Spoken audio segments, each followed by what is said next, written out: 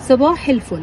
نداء عاجل لدكتور غبريال عبد الله اللي تم رسامته إلى كاهن باسم أبونا نحمية عبد الله، كاهن كنيسة الأعذراء بالمعلمين بأسيوط، من أهل قرية القصور. بيقولوا له يا أبونا، مسلمين ومسيحيين، بيقولوا عايزين أبونا يكمل اليوم الكشف المجاني اللي بيعمله لكل أهل القرية. فدي محبة نابعة بتدل على الأخلاق والرقي والجمال اللي بيتمتع بيه أبونا، اللي بقى أبونا جديد، أبونا النحمية.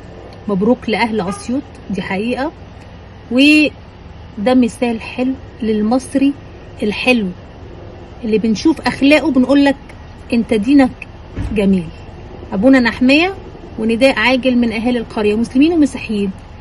ما تنساش اليوم اللي بتعمله تبرع لأهل البلد وأهل القرية، قرية القصور، علشان هم اتعودوا على محبتك وعلى عطائك اللي انت بتديه ببلاش. صباح الفل.